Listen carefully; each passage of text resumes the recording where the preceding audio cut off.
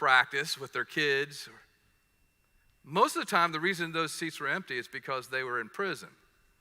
And in that day, in that time, they didn't put people in prison to rehabilitate them and, this is punitive. You're in for 30 days, 60 days, 6 years, whatever, and then we're going to let you out and put you under community control or probation. No, in that day, when they put you in prison, the only reason you were there is because they were waiting to see how they were going to execute you. Should we crucify them, behead them, run the sword through them? Should we turn them loose and let the wild beasts at them and just rip them apart? Should we burn them at the stake? See, basically, when you were in prison, you were there only to wait for your execution. So when Jesus writes this letter and begins with, I am the first and I am the last, the one who was dead but is now alive, that has to be encouragement to be receiving a letter from the one who you know is in control. And death does not have the last word with him. And so that's the letter. That's he's starting out. And here's the thing. Last week we talked about Ephesus where he says, I have the 7 stars and I walk among the lampstands. We talked about the purpose of that is that Jesus is basically saying to them, I am present among you. I am present in the churches. I am present and walking among you. And what we see again is he is present within the church of Smyrna. And here's the reason we know that. Because he says, I know about your suffering. I know about your poverty. But you're really rich, okay? And I know about the blasphemy that you are receiving from those who oppose you.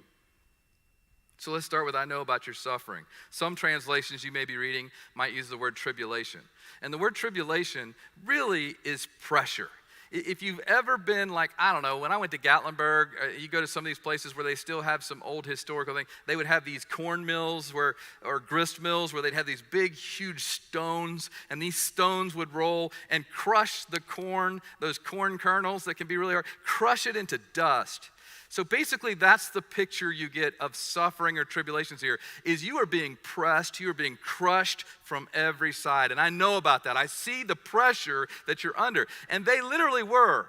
The believers in Smyrna literally were between a rock and a hard place, as we like to say. Because first of all, they had to deal with the Romans, and they had to deal with all the Roman lovers, all the people who were all about Rome. They had to deal with that. They were a proud, patriotic city. They loved Rome so much, in fact, that Cicero once said this about Smyrna. Smyrna is one of our most faithful and most ancient allies. They were so well known for their love that there was a time in AD 26 when all the cities in Asia Minor were competing for the bid to win. We have these presidential libraries. They were competing for the bid to win the bid of building a temple in the honor of Emperor Tiberius Caesar, who that name may ring a bell because he was the one that was actually in charge when Jesus was crucified.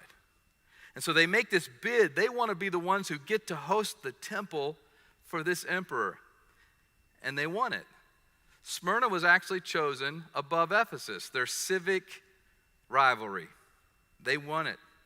So in order to win that, you have to know that the Christians were living in the hotbed of Roman patriotism, and civic duty, and loyalty, and faithfulness. And in doing that, that meant that these Christ followers were surrounded by people who thought nothing of. As a matter of fact, it was highly encouraged. It was a part of their culture of worshiping Caesars, worshiping the almighty Caesars of the incense. And then when they burned that pinch of incense, they had to say these 3 words, Caesar is Lord. Once a year, burn a pinch of incense and say these 3 words, Caesar is Lord. But the Jews, they kind of gotten exempted from a lot of that. But here's the thing, the Christians, those people following Jesus were blowing it. They were making it difficult because the Christians were going around telling everybody, we won't worship anybody.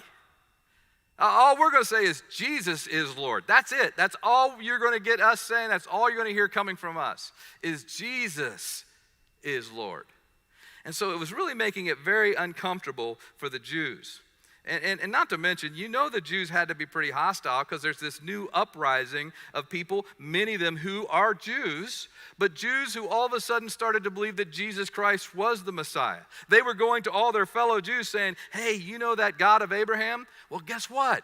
He became flesh and dwelt among us in the presence of Jesus Christ. Jesus is the Messiah we've been waiting for. All those things you learned from the Old Testament prophets, all those things that you learned about the laws of Moses and all that stuff you've been following. Well, here's the thing. All that was pointing to Jesus.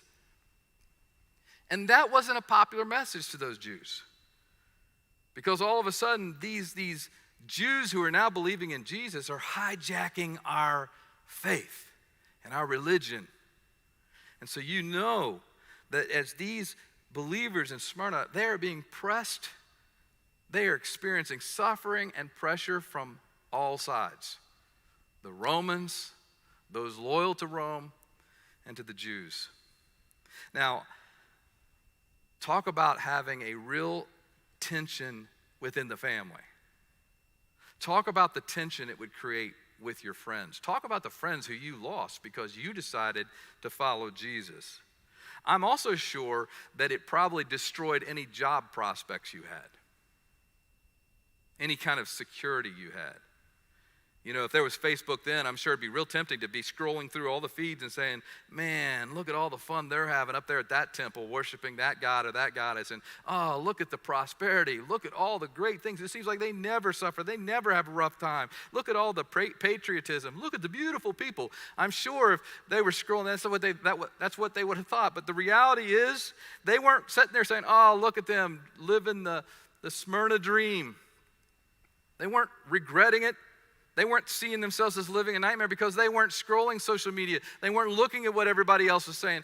Their eyes were fixed on the first and the last, the one who was a corpse but is now alive. You see, that's all they did as they focused on Jesus. Probably why he didn't have any criticisms. But then he says, I know about your poverty.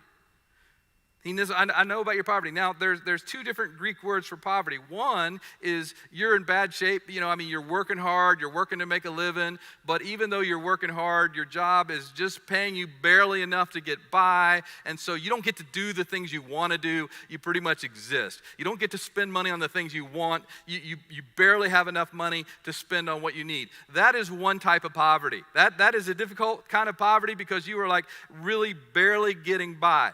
That is one type of poverty. But that's not the kind of Greek word that's being used here. The Greek word being used here is, I know about your poverty. In other words, I know that this following me has caused you to become such a destitute beggar. I know that many of you don't have a home. I know that many of you have lost so much in my name. I know that you have been persecuted.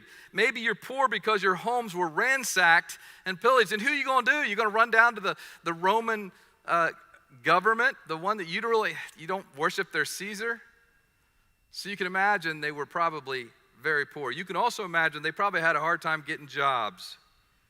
And so they were destitute. They were beggars.